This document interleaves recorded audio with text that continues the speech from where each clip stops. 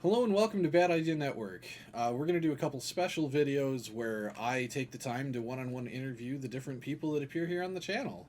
That way you can actually get to know some of us. Today, first guest, go ahead and introduce yourself with either your handle, real name, both, obviously any nicknames, etc. So I'm CaptainNegol. I go by Cap or Negol. I don't really use my real name online, so Captain Negol, Cap or Negol. You can find me everywhere if you Google Captain Negol, all one word. The joys of being able to easily Google and find yourself, or most of us, to be fair. Yeah, I think most of us can be found that way. Mm-hmm. Uh, would you like to promote any of your social media, like things that you work on, etc., like Twitch, obviously this content here? So with Twitch, I'm not doing that much on it at the moment. I have been mostly focusing on the Bad Idea Network because I do a lot of the behind the scenes stuff. You're also So that's doing where my all of focus the editing is. right now.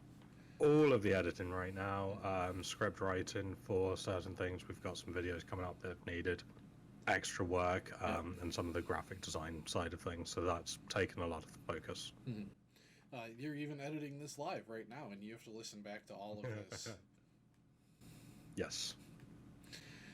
So you and I have been friends for quite a long time. Yeah. But what was it? About 6 years now? It's feels like it's been so much longer. The time on the internet Yeah. passes funny as is, plus with the life situation, it's definitely made things feel like it's a lot longer than it is. Something that I've actually never asked you about. How did you get into content creation and streaming and whatnot? So I bought Alien Isolation at one point, and my kids were enjoying watching me play it. However, I got to a point where I was like, okay, I'm too tired to play this at this point. I knew Twitch existed, and I went on. I was just like, let's just watch someone else's gameplay because they're not going to know the difference. It's going to be up on the TV. I then started to get into the communities on Twitch, found a lot of friends. That's obviously how we met is through those sort of communities. And I just found myself feeling a lot more comfortable and growing as a person from those communities. So I went to the point where I started thinking, well, I enjoy watching other people stream. I would like to try it and see whether I'm any good at it. It's been very up and down, but that's a lot due to personal situations. Yeah. Obviously, we've tried podcasts and other things throughout the time. But ultimately it led to what we're doing now, which is Bad Idea Network. Yeah, which we've briefly mentioned it here and there, and we've talked to each other, both each other meaning both you and I, as well as the other members that we've brought in to do stuff about quite how long Bad Idea Network's even been in the works. It's been a joke for quite a while. 4+ years. I mean, that was the start of it. Was obviously we were wanting to do a podcast. We did make the mistake of doing it live at the time, and you just said, "Well, we're both currently available. Let's just go live, and we will just literally call it, well, this was a bad idea." And obviously, Bad Idea Network span off from there. Yes. And the exciting thing when it comes to Bad Idea Network too is both the kind of testing grounds of the live podcast, which I wouldn't say was a failure so much as it was like us literally just dipping our toes into it and testing it out, seeing how we like it. And the current iteration, which is edited YouTube content, both times were quite literally me being like, we're doing this, and you being like, oh, we're doing this, okay. Yeah, that's been exactly it. The good thing is, with this time round, I'm in a better situation, especially for the sake of editing videos, writing scripts and things. I'm currently, unfortunately, unemployed due to some personal disabilities and things. Yeah, you don't have to go into that if you don't want to, obviously. No, I'm happy enough to discuss that side of things. It's literally why I am in the position I'm in. But I'm also, I wouldn't say I'm utilizing Bad Idea Network because my interests do lie in content creation, social media, video editing and things like that. So I get to gain the skills that I would want while doing something I also still enjoy and would want to be doing as well as working anyway. Understandable. Um, Also, dialing back to us working together on this and making jokes about it for as long as we have, it's really funny because you've always been much more tech inclined, I think is a good way of wording it, of like learning and utilizing the skills that you have learned, whereas I don't know shit about all that stuff. I very much I brand myself as a personality because it's what I'm good at. I'm good at being a face of content and having the charisma to get it out there. Whereas without the help of an editor and stuff like that, I'd be dead in the water. But actually, this is one of the things. Back when I was in college, I was doing media studies. Yeah. Unfortunately, we used Apple Macs. This is where my hatred of apples comes in. And every bit Understandable. of my work was lost. So I failed that course. But I still have that interest. I did want to go into advertising at one point. So obviously, Yeah. editing videos and everything that I do behind the scenes for Ben is exactly what I have been wanting to do for a long time. But I haven't been in a position to do it. So like I say, finding content creators that I get along with and who are also interested in doing this with us has made a huge difference, and I'm extremely enthused with regards to everything I do, increasing that ability and learning those skills. But a lot of it I already know. I just have to relearn with the particular programs I'm using, Yeah. or just make a better version of it as I'm going. Correct. I know a lot of the bin videos. The intro sting is cheap. It's meant to look cheap, though. Yeah, that's part of the joke. Exactly. And so far, well, we're not 100% sure when this releases, but a lot of the guests that we've had on so far and a lot of the people we've been working with, we've known for a really long time as well, which helps. Because we know there's synergy, we know that they know our humor. I mean, a big example is the bringing guests on for the Would You Eat This Pokemon? Having Garb and Rue, they were only told it's a Pokemon-related topic and it's not Smash or Pass, and both of them were just like, yeah, we're interested, let's do it. That makes a world of difference. Immediately, as soon as you asked the question, they were fully engaged and ready to just continue on. And the whole series has been fantastic to record with them. Yeah, it's been so much fun. And I look forward to, at the point of this recording, finishing that, because it's a lot more work than it really seems to be. We also, it's not so much as a just, for some of them, it's very much yes, no, and that's it. But for a lot of them, we stop, we discuss, it makes it more entertaining for us, as well as hopefully anybody watching as well. And the reason why I was bringing that up is it's funny because we all have different things that we all are better at doing. And it's going to become more apparent the further we get into making videos and stuff, and I'm looking forward to more of it in general. Yeah, absolutely. All right, time for the question that you're probably sick of talking about, because I know I've asked you at least twice in our friendship. I forget why I asked the second time. The first time was because I was curious. The second time had a more meaningful reason, and the third time, now that I'm asking, is it's pretty obvious why. But do you want to go over the origins of your username? Oh yeah, absolutely. So the second time we did this, I think the first time, like you say, was curiosity. The second time was we actually did an episode of the podcast dedicated to usernames. Right. It's been a few years now. Why we got into gaming and everything else. So yeah, my initials are actually Negol. So that's where the Negol bit comes from. My dad said at one point he was tempted to try and make my initials spell out Smeagol, and I thought, well, that's quite funny.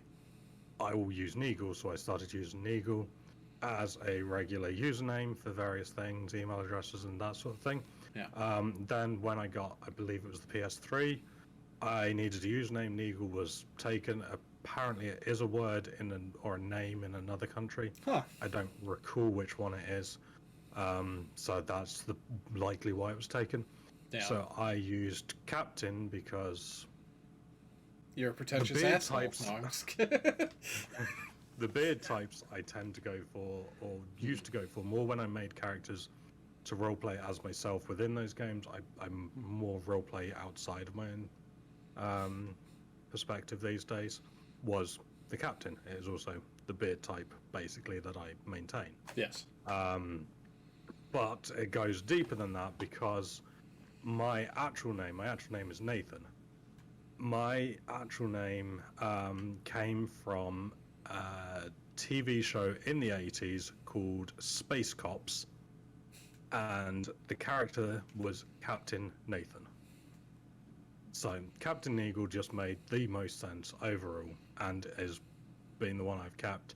I really do resonate with people calling me Cap or Negol. Yeah, it feels the most comfortable for me. So that is why it's been maintained for, gosh, I think about 15 years now. Yeah. One of the things that I can bring up immediately with that, too, is that there was a joke on the guild when they all met each other for the first time of they were going around saying their real names, and Vork literally says, his name. I believe it's been so long since I've seen it. I believe his actual name is Herman, but he follows it up with, "Call me Vork." I simply respond to it better.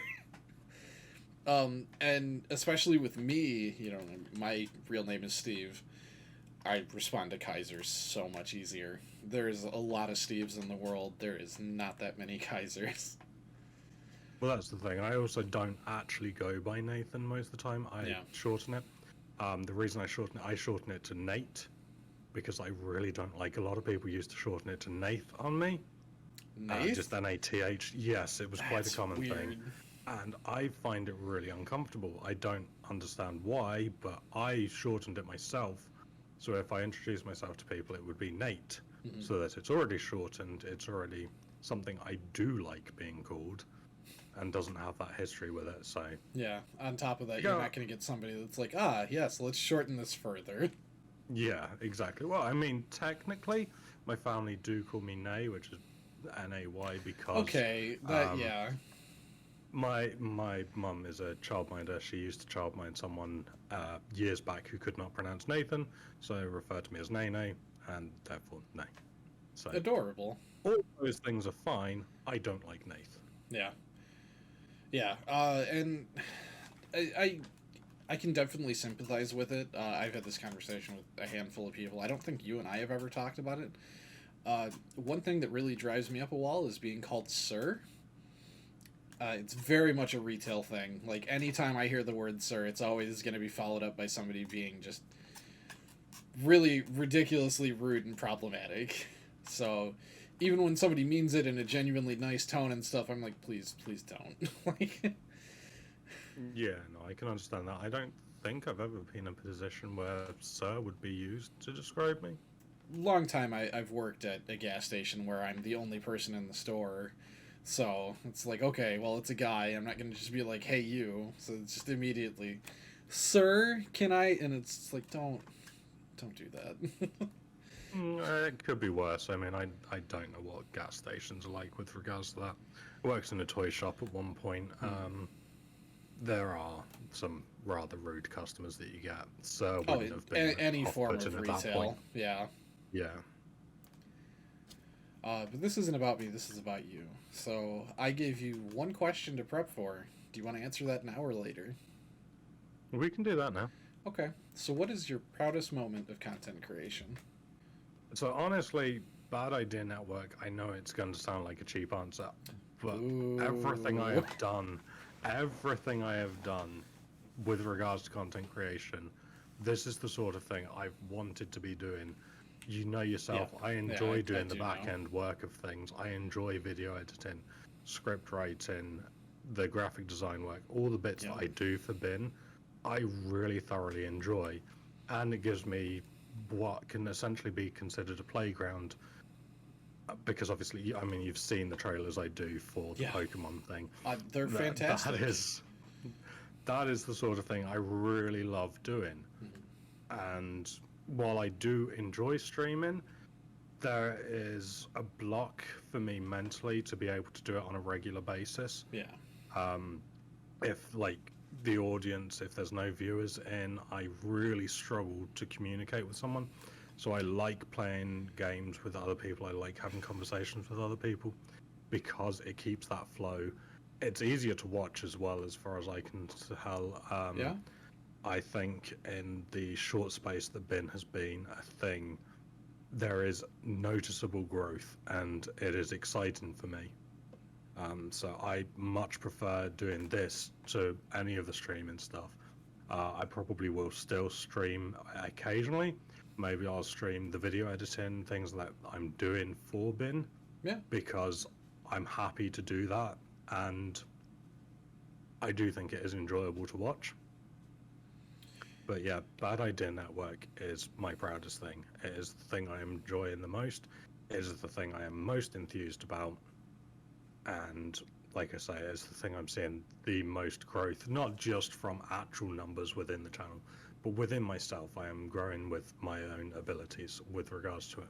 Yeah, I was just gonna say, like, we're both of the opinion, like, numbers are fine and whatever, but as long as it's not a solid 0, neither of us really care too much about numbers. This is significantly more about us having fun and doing things together and improving ourselves.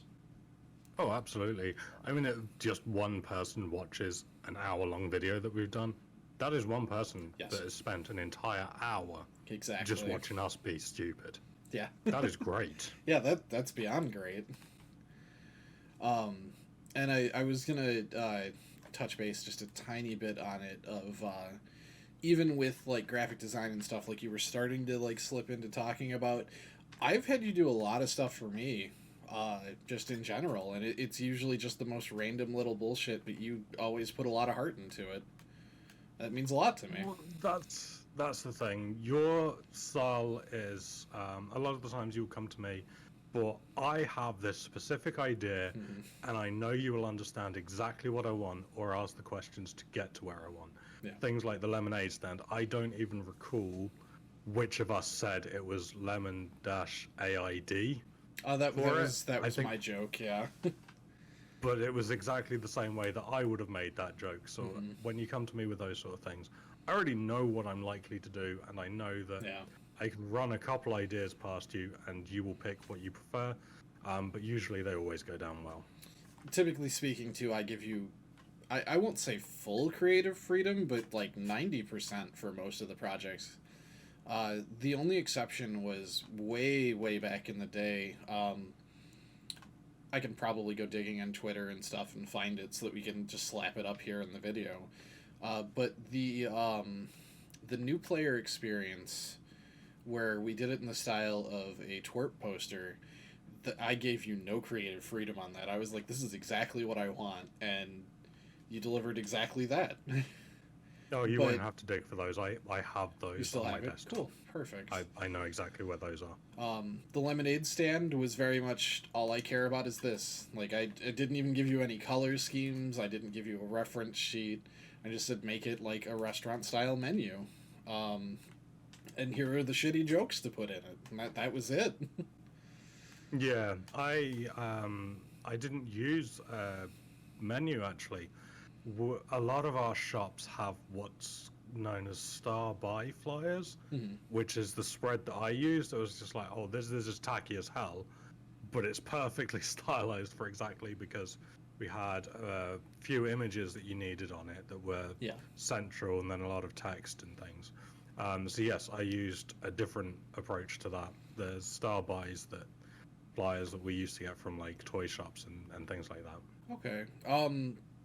The reason why I mentioned it still like as a menu is that's what you get at a lot of bars around here. Is exactly what you delivered, of where it's like, okay, here is this is the name and price of the item, maybe a picture.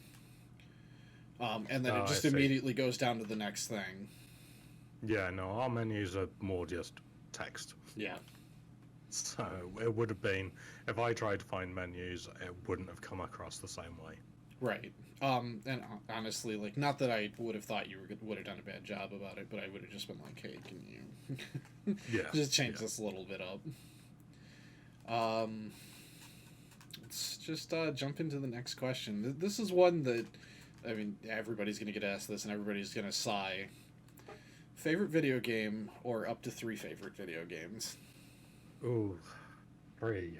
Up to I can 3. narrow it down. Up to 3 favorite video games. Oh. Because narrowing it down to 1 is usually pretty hard, and I was like, but we don't want the list to go on for 5 hours. Yeah, that's fair. That's fair. See, I would say the 2 that I've sunk the most time into may still not count as my favorites. Skyrim has definitely got the most hours out of any video game I've played, simply because it is my comfort game.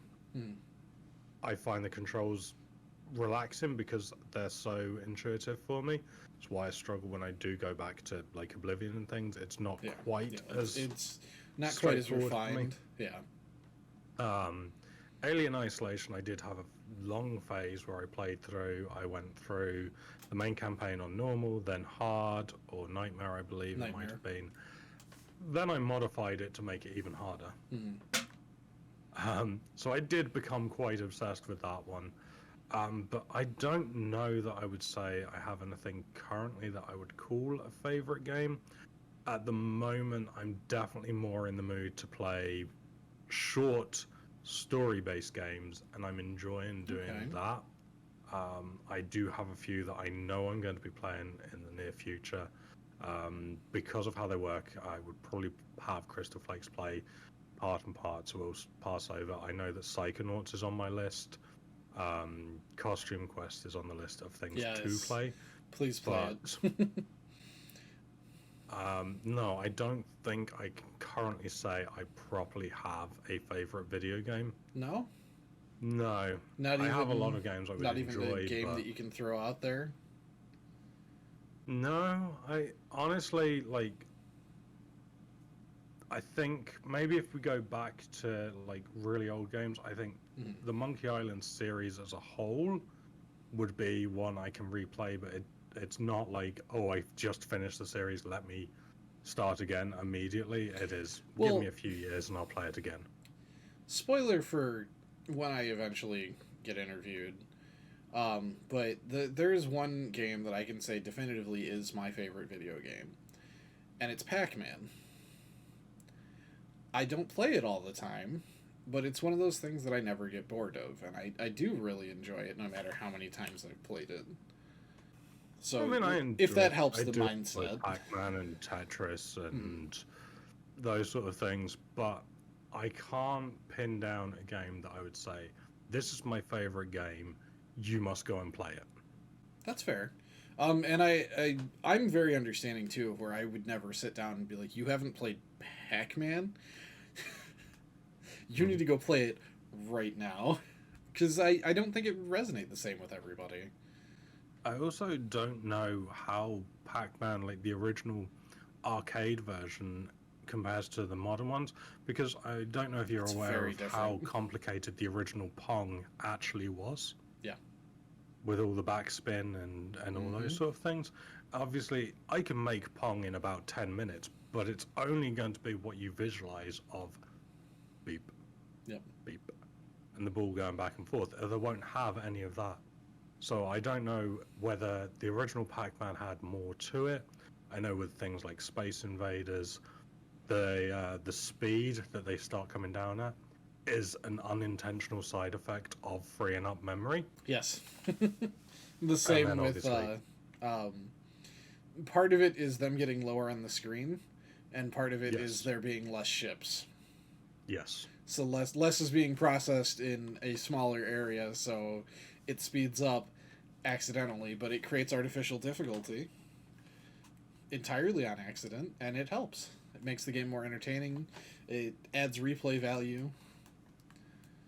It's funny how stuff like that works out.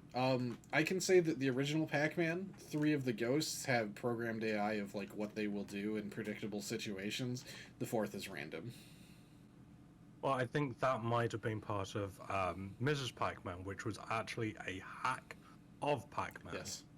And then did the hackers get hired to create the actual official Mrs. Pac-Man? I'm not 100% sure on all the lore. Like, even though it's a favorite game, I can't sit down and tell you everything about it. But I think that was part of what they had changed, was they made it all a bit more random. Yeah, I believe all 4 are random in Miss Pac-Man instead of being predictable, which makes the game slightly harder, not to mention the patterns of mazes change completely.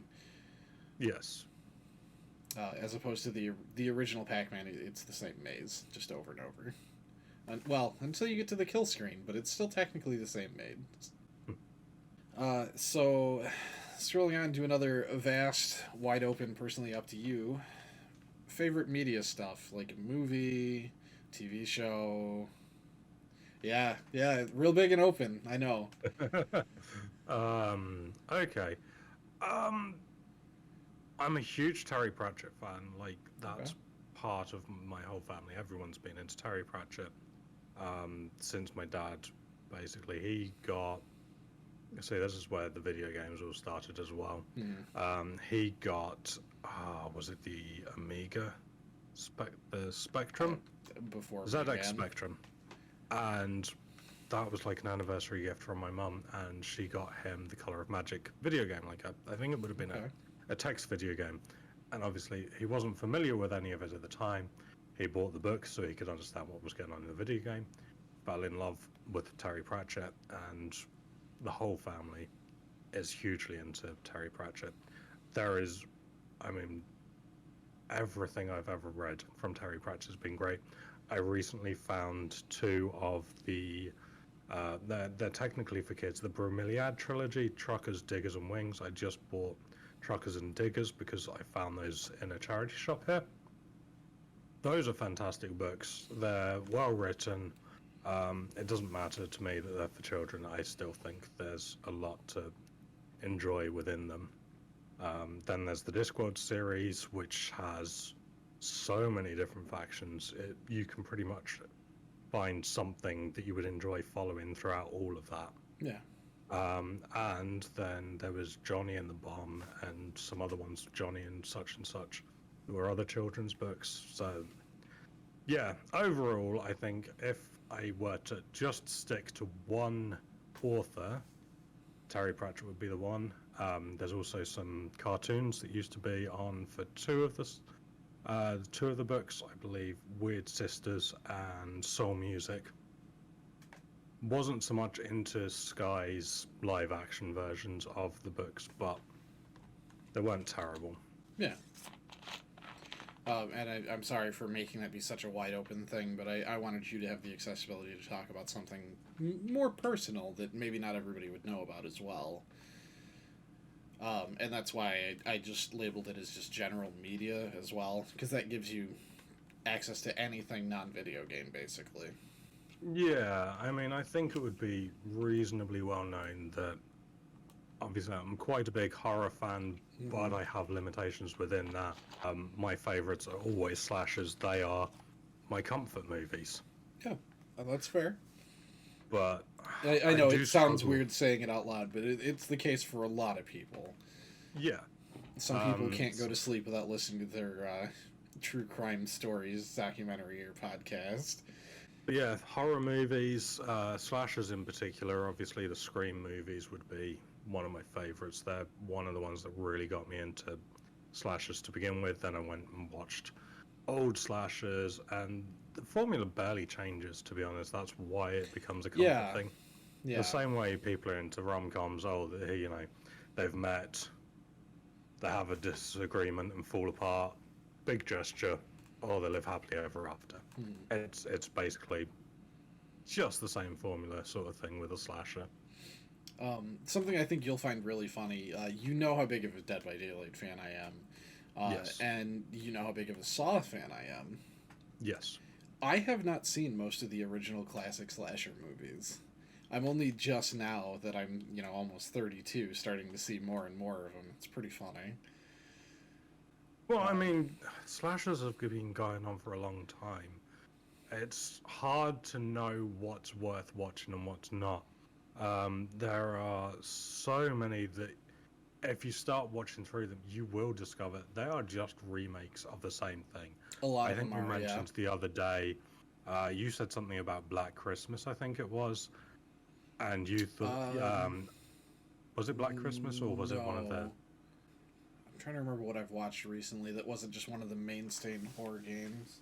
Or horror titles, excuse me. Oh, because I thought, well, maybe it wasn't Black Christmas, maybe it was one of the Valentine ones. It was a miner in a gas mask. Oh, and that was the... I had never seen it. It was My Bloody Valentine. My Bloody Valentine, that's the one. I don't remember why we were talking about it. I think we just got on the topic of My Chemical Romance because they did some music for that one. The remake of it, well, and I wasn't aware it was a remake. Exactly it. Well, I think that's probably the third or fourth remake of that particular one, you see? And I had no idea. I had never heard of it before. But Black Christmas also has 2 or 3 remakes. Mm-hmm. There is one, I cannot remember the name of the original. Basically, an alumni of people go up to a cabin or something somewhere and it becomes a slasher because someone is jealous of everyone, and that is a fairly generic looking one. Yeah. That literally sounds like you're taking Evil Dead and mixing it with Scream. Yeah, which I think is where probably what the intention was, to be honest. From. Yeah. And that's very basic for your slasher. So obviously anything like Evil Dead, where they have put a spin on it, Scream, where they have gone meta with it. Yeah. This last one has gone even more meta. It's ridiculous. Although they weren't pushing it down your throat quite as much as Scream 4 did. Which makes a bit of a difference and makes it more enjoyable to watch and exist. Yeah, like I say, I mean, if you wanted to rank it, it's Scream, Scream 2. Oh, sorry, was it Scream 3 that went really meta, or Scream 4? I think it's Scream 3 that tries to do the meta. So Scream 3 goes right at the bottom of the list. That goes under the Scream TV series for me. I have seen Scream 1, just the classic, and I saw it 2 years ago. Wow. Okay. Remember, just like 2 minutes ago when I said I haven't seen a lot of the classic, like, huge horror movies? Classic to me doesn't mean Scream. It's technically... Classic to me meant before I was born. I hate to tell you, but Scream is now a classic movie. We're getting old. I know I'm getting old. I saw something the other day about, like, 20 years becomes retro, which hurt. Yeah. Yeah, we're almost double retro at this point. As literally you and I as people. Okay, I'm done with this interview.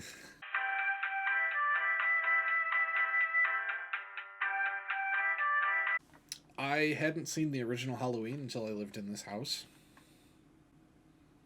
I think I talked to you about that, and you were like, you had never seen it before? And I was like, no. But interestingly enough, I think it held up really well over the ages. It does hold up really well.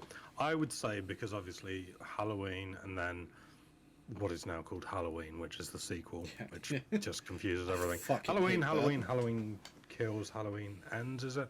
Mm-hmm. I think is the way it's going to work. The second Halloween. Yeah, the new canonical thing is that Halloween 2 and forward just does not exist. The remakes don't exist. It's just the original movie and then jumps forward. The more recent and second in the current canon of Halloween is shot really well and does hold up, like you say, to the original Halloween. Yeah. Although it's not the second, it's actually the third now. Unless you were talking about Halloween. I don't know which canon you're going into, because there are 3 Halloween canons that I'm aware of. So there's the original Halloween movie, and then 2019 Halloween. That is the second movie. Okay, I thought you meant the second. I thought you meant the second as in like Halloween Kills, which would be the third movie. I haven't gone around to that one just yet. I haven't either, and I need to watch it. But yeah, I really enjoyed. What did you say? It was 2018 or 2019? I think it was 19. It might be 18. I really don't remember. Passage of time. I'm terrible at keeping exactly. But yes, I really enjoyed how that one was shot. Yeah, it's very true to the original, while having more theatrics when it comes to the actual kills themselves. Yes, the original movie really didn't have much. I also recently watched the original Nightmare on Elm Street for the second time. I saw it when I was younger. Didn't remember much of it. That movie does not hold up. Freddy does I not don't have. know, I haven't. Go ahead. I haven't watched that one for a while, so I don't know if it holds up. I can't imagine so. I mean, I do recall what Johnny Depp is wearing in it. I don't think that holds up. No. um, Freddy just does not have a whole lot. Like, there's no established rules for how he works or doesn't work. This is before, is it the second or third movie that was called Dream Warriors, where, like, people realize, oh, this is in my sleep, I control what happens. Ooh, I think that's around the third one. I think Yeah, that's the it's third been one. it's been too long. They go off the rails, same as the what is it, the Friday the 13th ones, Jason going everywhere. I've only seen the first Friday the 13th. I know about what happens in a lot of other ones, and I know. But it's funny because the entire duration of the first Friday the 13th, Jason doesn't exist, and at the end, he's this monstrosity, like, kind of, how do I explain it? He looks like a grown fetus when he jumps out of the lake and grabs the girl at the end of the first one. But he doesn't have the hulking mask. He doesn't get the hockey mask until Friday the 13th 3. And that's how everybody knows him. And it's like he had nothing to do with the first movie for the most part, outside of my kid drowned in this lake. Yeah, because obviously the directors for those sort of movies and the director for Evil Dead and everything are all friends with each other. Yeah. The Necronomicon turns up in multiple places, so that is the canon that fans use, is that's where it all comes from, so you can blame Ash. Yeah, makes sense. Yeah.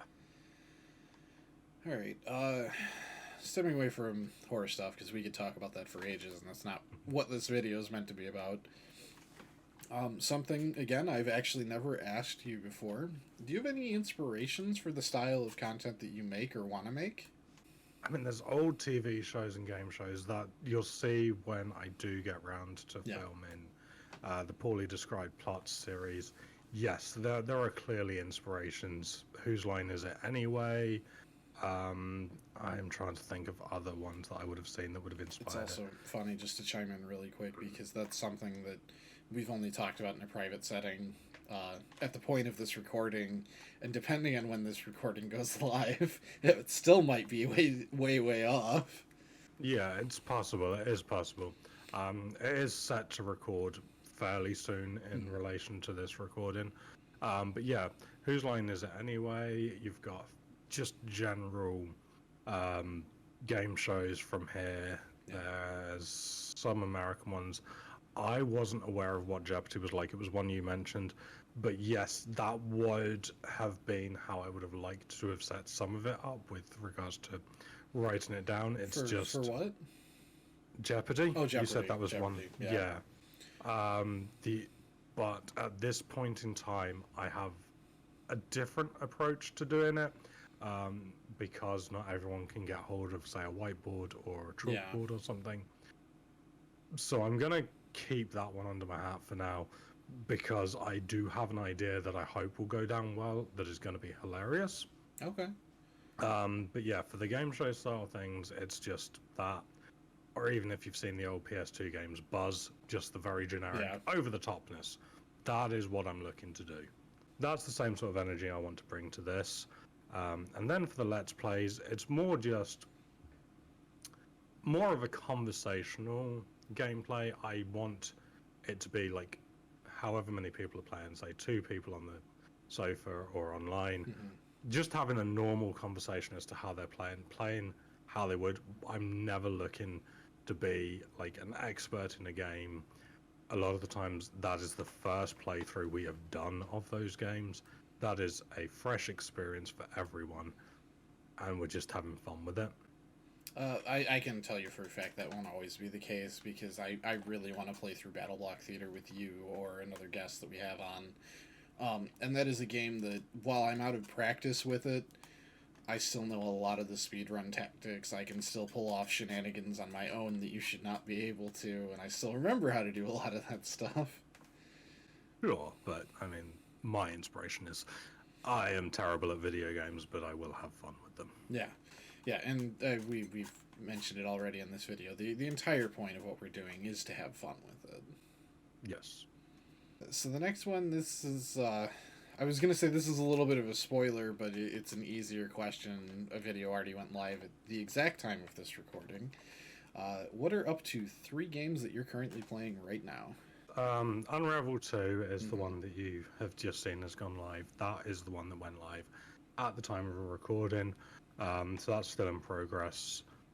I'm not really playing anything else properly. I do dip in and out of the occasional thing. Sea of Thieves is one I want to be enjoying more. Yeah. I need to get people together. But it's been a slog because as things update, it's not updating the servers enough to stop the lag. And the lag is the one thing that puts me off. I don't mind that nothing's happening as much because I can go and find my own things to do. Yeah. I will enjoy myself. But the second you interact with other people, you are rubber banding everywhere.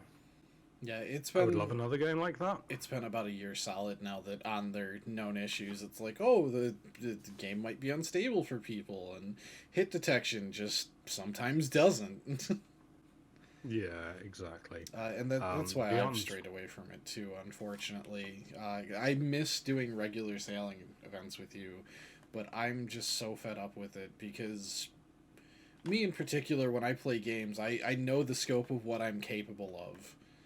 And especially with Sea of Thieves, because you and I have so many hours under our belt, we can tell the difference between losing because of a lack of skill, which has definitely happened. Let me be very clear about that. Oh, yes. Compared to when we just lose because things just aren't working the way they're supposed to. Which, again, exactly, we can definitely tell. Yeah, I mean, there have definitely been times when we have lost out of the fact that someone was just marginally more skilled than us. It was very close the few times it has happened. The rest of the time it feels cheap because they're bouncing around the ship by basically teleporting. Yeah. So yeah. You've also always had it worse than I have as well.